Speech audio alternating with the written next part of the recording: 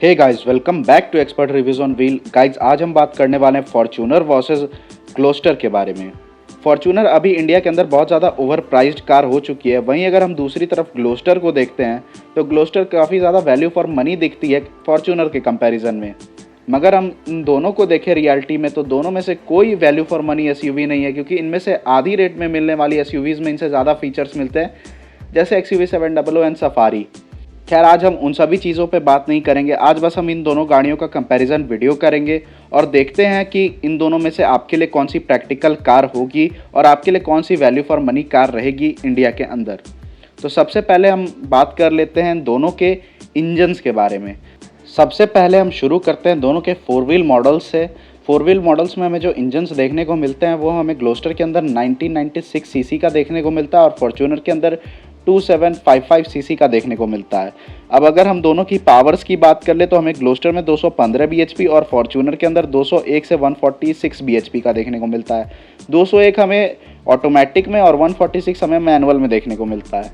Whereas हमें Gloster में कोई और ट्रांसमिशन का ऑप्शन देखने को ही नहीं मिलता, सिर्फ ऑटोमेटिक का देखने को मिलता है। अब टॉर्क की बात कर ले तो 480 Nm ग्लोस्टर और 420 से 500 Nm फॉर्च्यूनर के अंदर। अब ट्रांसमिशन की बात कर ले तो 8 स्पीड ऑटोमेटिक हमें देखने को मिलता है ग्लोस्टर के अंदर और 6 स्पीड का IMT और मैनुअल देखने को मिलता है हमें फॉर्च्यूनर के अंदर। अब माइलेज की बात कर ले तो हमें 12 kmpl का देखने को मिलता है ग्लोस्टर के अंदर और 8 से 11 kmpl का फॉर्च्यूनर के अंदर। अब दोनों ही गाड़ियों में काफ़ी कड़ी टक्कर है, कहीं फॉर्च्यूनर आगे निकल रही है तो कहीं ग्लोस्टर। इस कंपैरिजन को देख के ग्लोस्टर लेने का मन बना लें तो रुक जाइए। अगेन एक नई इंजन के साथ हम इसका कंपैरिजन करते हैं जो कि 2 व्हील ड्राइव ऑप्शन में हमें देखने को मिलती है। तो ग्लोस्टर में हमें 1996 सीसी का सेम इंजन देखने को मिलता है और वही फॉर्च्यूनर में भी हमें वही 2755 सीसी का इंजन देखने को मिलता है। अब दोनों की पावर की बात कर ले तो ग्लोस्टर के अंदर हमें 161 bhp का देखने को मिलता है और फॉर्च्यूनर के अंदर 201 bhp का। यहाँ फॉर्च्यूनर काफ़ी ज़्यादा पावरफुल है ग्लोस्टर के कंपैरिजन में। टॉर्क हमें 375 न्यूटन मीटर का देखने को मिलता है, वहीं फॉर्च्यूनर में 420 से 500 Nm तक का। यहाँ अगेन फॉर्च्यूनर ज़्यादा पावरफुल है। एंड ट्रांसमिशन हमें 6 स्पीड ऑटोमेटिक देखने को मिलता है ग्लोस्टर के अंदर और 6 स्पीड IMT और मैनुअल फॉर्च्यूनर के अंदर। माइलेज 12 से 13 का ग्लोस्टर के अंदर और 14 से 12 का फॉर्च्यूनर के अंदर। तो इस कंपैरिजन में आपको इंजन के मामले में फॉर्च्यूनर काफ़ी ज़्यादा आगे निकल जाती है ग्लोस्टर के कंपैरिजन में, लेकिन ग्लोस्टर भी पीछे नहीं हटती। वो 4 व्हील ड्राइव में फॉर्च्यूनर को कड़ी टक्कर देती है। अब बात कर लेते हैं दोनों के डायमेंशंस के बारे में। तो आप जान के हैरान हो जाएंगे कि डायमेंशंस में कौन आगे निकलता है। ऐसे तो फोटोज़ और वीडियोस देख के आपको अंदाज़ा लग ही रहा होगा कि ग्लोस्टर बड़ी है या फॉर्च्यूनर। तो आइए देख लेते हैं डायमेंशंस के ऊपर एक नज़र। तो डायमेंशंस में हमें MG ग्लोस्टर के लेंथ में देखने को मिलता है 4985 mm का, जो 190 mm ज़्यादा है फॉर्च्यूनर में मिलने वाली लेंथ 4795 mm से। विड्थ वहीं हमें देखने को मिलती है 1926 mm की ग्लोस्टर के अंदर, जो कि 71 mm ज़्यादा है फॉर्च्यूनर में मिलने वाली विड्थ 1855 mm से। अगर अब हम हाइट की बात कर ले तो हाइट हमें 1867 mm की देखने को मिलती है ग्लोस्टर के अंदर, जो कि अगेन 32 mm ज़्यादा है और हमें फॉर्च्यूनर के अंदर विड्थ देखने को मिलती है 1835 mm की। व्हील बेस की बात कर ले तो 2950 mm का हमें ग्लोस्टर के अंदर, 2745 mm का हमें फॉर्च्यूनर के अंदर देखने को मिलता है, जो कि अगेन 205 mm ज़्यादा है ग्लोस्टर में। बात कर लेते हैं ग्राउंड क्लियरेंस की। तो ग्राउंड क्लियरेंस हमें 210 mm का ग्लोस्टर के अंदर और फॉर्च्यूनर के अंदर 225 mm का देखने को मिलता है, जो कि अगेन फॉर्च्यूनर में अब 15 mm ज़्यादा है। अब बात कर लेते हैं दोनों में मिलने वाली सेफ्टी के बारे में। तो सबसे पहले शुरुआत करते हैं फॉर्च्यूनर से। तो फॉर्च्यूनर में हमें ABS 7 एयरबैग, EBD, brake assist, vehicle stability control, hill start, traction control, seat belt pretensioner with load limiter, 4 wheel drive down hills assist and isofix child seat जैसे सेफ्टी फीचर देखने को मिलते हैं।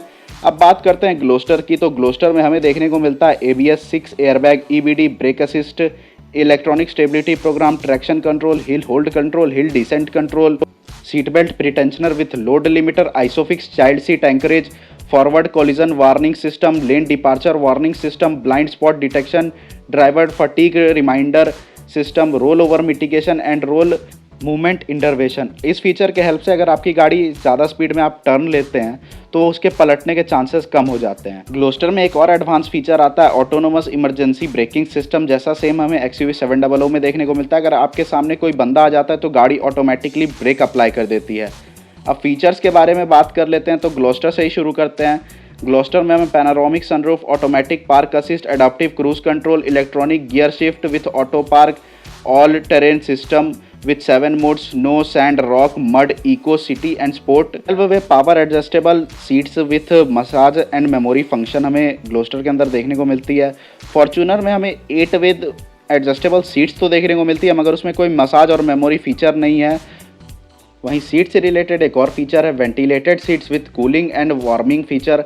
अगर आप इसमें गर्मी के साथ ठंडी का भी एहसास ले सकते हैं इसके सीट्सों पर, लेकिन फॉर्च्यूनर के पास सिर्फ कूलिंग वाला सिस्टम है। 7x6 seater option, captain seat का भी ऑप्शन है, ट्रिपल जोन एसी देखने को मिलता है, टायर प्रेशर मॉनिटरिंग सिस्टम देखने को मिलता है, रेन सेंसिंग वाइपर देखने को मिलता है, एडजस्टेबल ORVM देखने को मिलता है, जेट सैक मेमोरी फंक्शन देखने को मिलता है, साउंड एब्जॉर्बेशन विंड स्क्रीन देखने को मिलता है, 360 पार्किंग कैमरा देखने को मिलता है, इलेक्ट्रॉनिक पार्किंग ब्रेक देखने को मिलती है with auto fold and heated ORVM हमें देखने को मिलता है, आउटसाइड मिरर लोगो प्रोजेक्शन देखने को मिलता है, 64 मूड एम्बियंट लाइटिंग देखने को मिलती है, 8 इंच की MID स्क्रीन देखने को मिलती है, 12.28 इंचेस की इंफोटेनमेंट सिस्टम वाली देखने को मिलती है, 12 स्पीकर विद सबवूफर देखने को मिलता है और एम्पलीफायर भी देखने को मिलता है, connected car with 70 plus features देखने को मिलता है, auto tilt and reverse function in ORVM हमें देखने को मिलता है। आइए अब फॉर्च्यूनर के कुछ यूनिक फीचर्स के ऊपर नज़र डाल देते हैं जो हमें ग्लोस्टर के अंदर देखने को नहीं मिलते। तो सबसे पहले हमें फ्रंट LED फॉग लैंप देखने को मिलता है, हीट रिजेक्शन ग्लास देखने को मिलता है, कूल्ड ग्लो बॉक्स देखने को मिलता है, power steering with variable controls हमें देखने को मिलते हैं। मतलब बहुत सारे कंट्रोल हैं इसके पावर स्टीयरिंग के अंदर, आप टाइट रखना चाहते हैं, लूज़ रखना चाहते हैं। बस यही थे कुछ फीचर जो हमें ग्लोस्टर के ऊपर फॉर्च्यूनर में देखने को मिलते थे। अब आइए हम कंक्लूजन के ऊपर बात कर लेते हैं कि दोनों में से आपको कौन सी लेनी चाहिए। फॉर्च्यूनर बहुत ज़्यादा कंफर्टेबल है बैथ पार्ट्स और ऑफ रोडिंग में, लेकिन ग्लोस्टर भी कम नहीं है। ग्लोस्टर आपको सिटी में काफ़ी अच्छा एक्सपीरियंस देगी और ये सिर्फ ऑटोमेटिक में आती है। अगर आपको मैनुअल लेना है तो आपके पास सिर्फ फॉर्च्यूनर का ऑप्शन बचता है, ना कि ग्लोस्टर का।